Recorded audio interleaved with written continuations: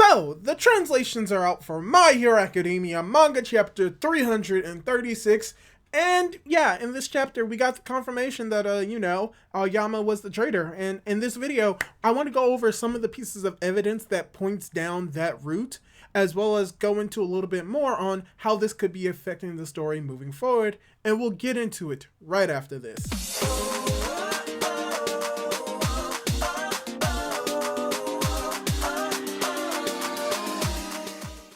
Hey guys, how's it going? It is your boy, Manga Man Drew, and I'm here to do my discussion for My Hero Academia manga chapter 336, titled Villain. And in this video, I want to really just go over and discuss what we know about Aoyama since he was revealed to be the traitor in this chapter, and do a little bit of comparison to how you could have actually figured out that Aoyama was the traitor, as well as go into a little bit more on what this could mean for not just Aoyama, but for the story as a whole moving forward now that we know who the traitor is. As well as I will be discussing some slight differences between the official and unofficial translations just for fun. And we're gonna get right into it, but before we do, I'd like to ask you, if you haven't done so, to subscribe to my YouTube channel. We are only a few subscribers away from that 1,000 subscriber milestone, and I would be very happy if y'all could be able to get me to that point. I would really appreciate it if you did. So yeah, subscribe if you can, and with that, let's get right into it. To start off, let's talk about the differences between the official and unofficial translation. And when it comes to this week, most of the differences that come in are just small differences when it comes to the interpretations of the text, slight differences that really don't affect the whole story overall, but it could give you a little bit of a different context on what is being said. For instance, between the official and unofficial translations, when it comes to what Bakugo talks about when it comes to his cluster, in the official translation, it is brought up that it is a cluster upgrade, while in the unofficial translations, it's brought up as a new move called cluster. And it just makes sense from what we've seen that cluster is more of an upgrade than it is an actual new move, which implies that we're going to see cluster versions of Bakugo's older techniques, which are just going to be stronger techniques because that's what cluster does. It just makes his already existing techniques, his existing power, stronger. And another difference, and this is probably the funniest in my opinion, is that when it comes to when they are listing out the reasonings why they won't be able to just easily find or be able to go up against One for All, when it comes to his ability to hide, the fact that Shigaraki is stronger and that the heroes are weaker, and that they are going to be the ones to take advantage of the fact that they're going to strike first. We just have the difference for how Bakugo addresses All for One, which is in the unofficial translation, he addresses him as ballsack-faced freak, while in the official translations, it's a little bit more gravitas and a little bit more elegance to it by calling him oh nutsack face. Oh gosh, it's so fun that we finally addressed the fact that his face looks like the skin of a scrotum. The relationships between the hero course and the evacuees are a little bit better because of Uraraka's speech. In the unofficial translations, you have Deku that begins to question if it's all right for him to be outside, while in the official translation, he brings up if it's okay for him to go for a walk. And this is a very important difference because that idea of him going for a walk actually directly ties into what we see later in the chapter with the reasoning why Hagakure was able to find him first and how he was the first one to realize that Aoyama is the traitor, spoilers, before anyone else in Class 1A besides Hagakure. And speaking of Hagakure, another slight difference comes in with her inner monologue and how when she's talking about the students and how they've been upset after the Jaku incident and the hospital battle. In the unofficial translation, she brings up how they lost their jovial demeanor and how everyone has felt the same though. But in the official translation, it still ties into the idea that they were down in the dumps and how they all felt very similar, but still. So the difference is that in the unofficial translation, it seems as if they all had lost their jovial demeanor, which isn't necessarily the case. And it makes more sense for them to have been down in the dumps at the time of feeling very sad, which we have seen them look extremely sad, but that it wasn't to the same level as Aoyama, which she eventually brings up when it's revealed that he is the traitor. So that is also a slight difference. And the final difference in this chapter, when it comes to slight differences in the dialogue, comes from Hagakure about how in the unofficial translation, how she screams that she needs to find a teacher, someone needs to go tell the teachers, but in the official translation, she says that someone needs to tell the teachers that she needs to tell anyone. And it makes sense more in the official translations, because if she was so focused on trying to find a teacher, that she wouldn't have went to Deku to come over to help. And it just makes sense that she was just looking for anyone to help in the situation and not specifically a teacher. So yeah, that's pretty much all of the differences between the official and unofficial translations for this chapter. So I'm now going to dive more into why Aoyama was pretty much set up to be the traitor from the very beginning of the story, and how there's actually a lot more evidence of this than it was for Hagakure. So to start off, like I mentioned last chapter, it was never confirmed that Hagakure was the UA traitor, and for what we've seen in this chapter, that is most likely not going to be the case, but there was some evidence that could have hinted down that road for her being the traitor. But when it comes to Aoyama and looking back on it a little bit more, there was a lot more evidence supporting that he was the traitor instead of a Hagakure. For instance, the evidence that was used during USJ that supported the idea that Hagakure was a traitor also supported Aoyama as a traitor, because if you remember, both Aoyama and Hagakure were unaccounted for the actual raid, but also when it came to after everything was completed and everything had settled down, we had that one line by Hagakure, which was important, but we also had like Aoyama, who's being very flamboyant and like trying to like convince people to ask him where he went, and that eventually someone like caved in and asked, and he said, "It's a secret." So people just ignored him. So from what we've seen with the most recent chapter, the Aoyama that we've seen throughout the entire story may just be a fake persona, and that this may not be his real self. And we may have seen more of him becoming his real self, which could have been an indicator that he was the traitor a little bit more before the sports festival arc. In the chapter where we saw that Aoyama was acting a lot weirder, and how many people came to a conclusion that they could never tell what he was thinking, which would be very important if you were a traitor, that no one knows what you're thinking so you can hide your deceit a lot better. But also just how suspicious he felt in that few chapters, which made people believe that he was a traitor. And in actuality, it was more of a red herring that eventually turned out to be the truth. But as we learned in the chapter, the reasoning why he began to like let go of that fake persona a little bit more is because he believed that he was finally free, which is why he was able to talk to Deku, and how he was able to build sort of a connection with him so that they could become friends. And even when it comes to that moment, a lot of what he said is directly being tied into the most recent chapter. For instance, in chapter 168, Aoyama brings up the idea that both Deku and himself are very similar, and how their quirks are ill-suited for their bodies. At first, we just assumed that it meant that, it's because like their quirks have these negative side effects to them. But in actuality, the reason why Aoyama says that is because this is probably the moment where he realizes that they were both given quirks, and because they were both quirkless, which we are confirmed that Aoyama was quirkless in the chapter, that the quirks were not suited for their body because they weren't born with the adaptations to actually use the quirks effectively. Basically, in their world, once you're born with a quirk, you're born with a body that is well suited for the quirk most of the time, with a few exceptions like Dabi. But because they were given the quirk without having it actually adapt to their body, there are a lot more harsher effects on their body, such as Deku breaking his arms, as well as Aoyama having very painful stomach pains. So there is that, but there's also a mention of what Aoyama carves into the stone, which talks about how still waters run deep. And the idea of that being that the person that is shy and not outgoing is seen to be the most interesting and to seem to be smart. But it's different in the case of Aoyama, where it's actually flipped, where because he's so outgoing and flamboyant that people do not find interest in him, which is cool and interesting, because not a lot of people paid a whole lot of mind or attention to Aoyama. They never really discovered that he was most likely the traitor the entire time. Because there are a few more instances that point to the idea that Aoyama was the traitor.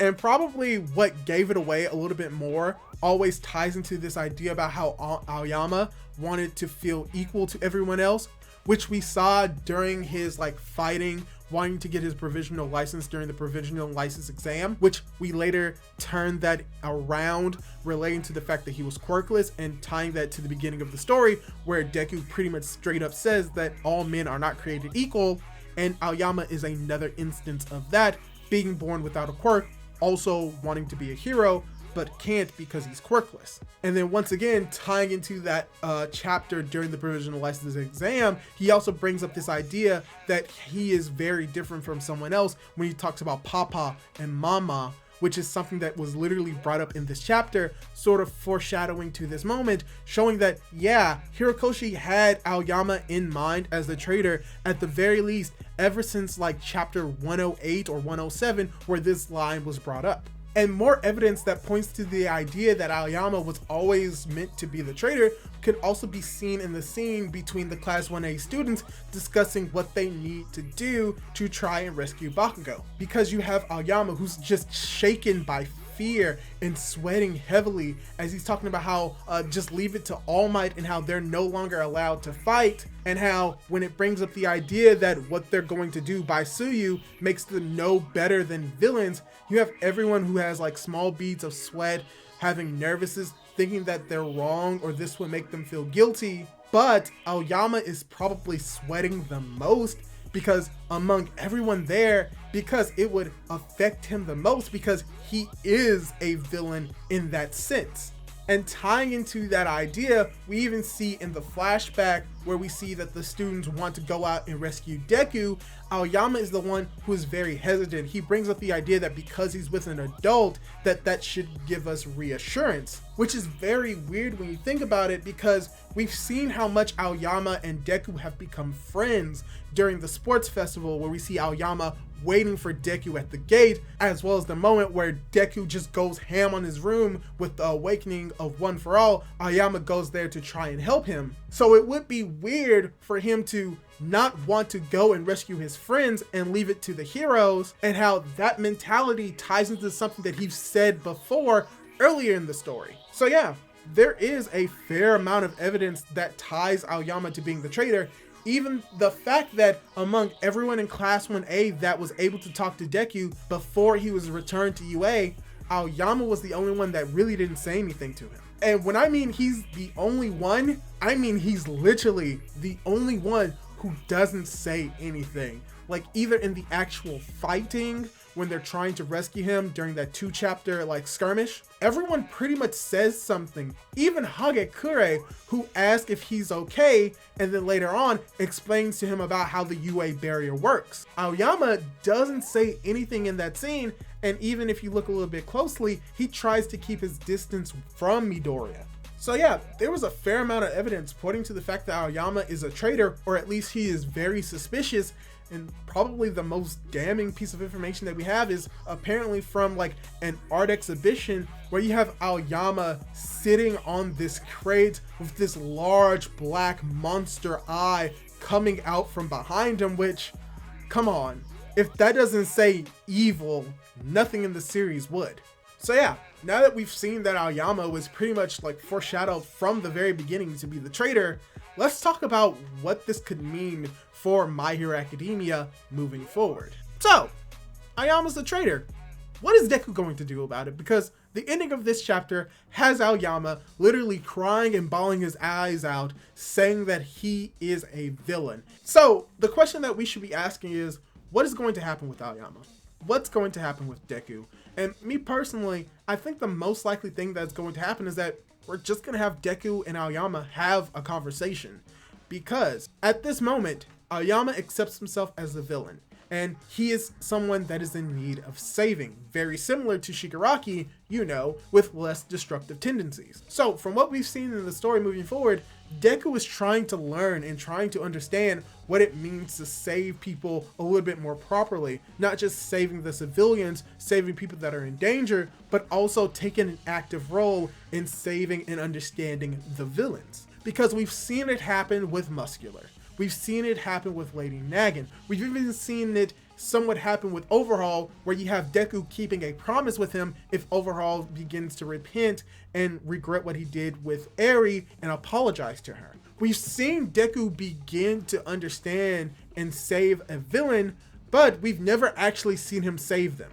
Technically didn't really save Lady Nagan because she ended up in a hospital. He couldn't save Muscular because, you know, he's muscular. And even when it comes to Overhaul, he hasn't really saved him because he doesn't really think that he can, but he's at least going to try and keep a promise that was made to him, showing that he is trying as long as Overhaul is trying.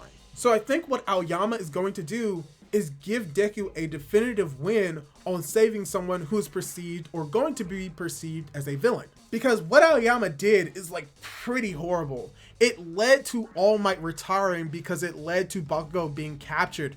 It led to All Might being severely hurt by the Nomu, as well as lead to Eraserhead Aizawa having a very less effective erasure quirk. What he did, being the traitor, does have major ramifications on the story, and that is most likely something that is going to be confronted if other heroes or other classmates get involved. But I think that we're just going to have this moment of Deku trying to learn and understand why he did that and come to a conclusion where he understands what Aoyama did, that they are able to connect with each other by being quirkless, and that he's not going to condemn him for what he did because he was literally being controlled by All For One, the literal embodiment of evil in their world. So yeah, what I think most likely is going to happen is that you're going to have Deku begin to learn and understand why Aoyama did this, and that he's going to be the one who's going to convince everyone that Aoyama is actually a good person, that he may not be fully trusted, but that he had his reasons for doing so, and that he shouldn't be condemned for an action that he did,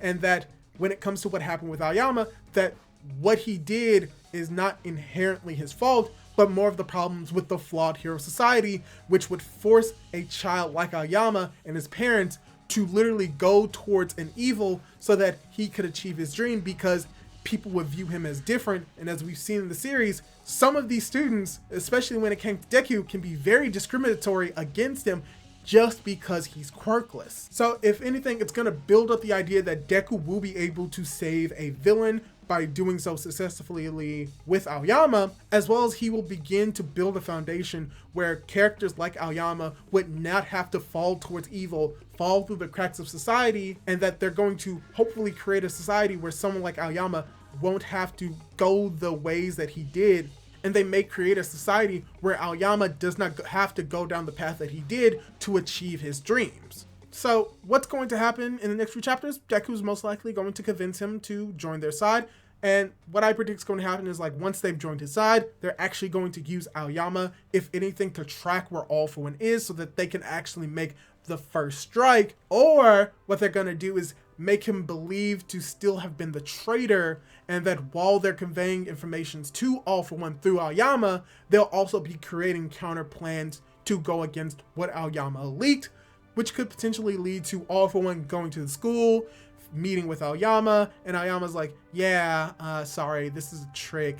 And it could lead to the heroes bombarding him with attacks, specifically All For One, or leading All For One and the other villains into a trap because they now know who the traitor is. And Hirokoshi could always go the other route of blowing Aoyama and his parents up, killing them, because he has a tendency to do that, and I really hope that he doesn't, because that's just too cruel. It's always too cruel to see that. But yeah, that's all I really have to say about this chapter. Once again, I thought the actual reveal itself was really good, and seeing how distraught and hurt Aoyama is, and how racked with guilt he was about betraying not just the heroes, but his friends, was just very impactful. So hopefully we're going to get a little bit more of that in the next chapter. I'm fairly certain that we will. But yeah, that's all I really have to say on this chapter. And let me ask you, what do you think of Aoyama being the traitor? Do you think that he could actually be redeemed? Do you think that he could be saved? Or do you think that he's just this no-good, dirty villain that Deku's just going to have to punch in the face and defeat? Leave your thoughts down in the comments down below. Leave a like on the video if you liked it. Subscribe to my YouTube channel, and don't forget to hit the notification bell to be notified for whenever I upload more content like this. Do all that cool jazz! And hopefully, I'll be able to catch you in my next video. Goodbye!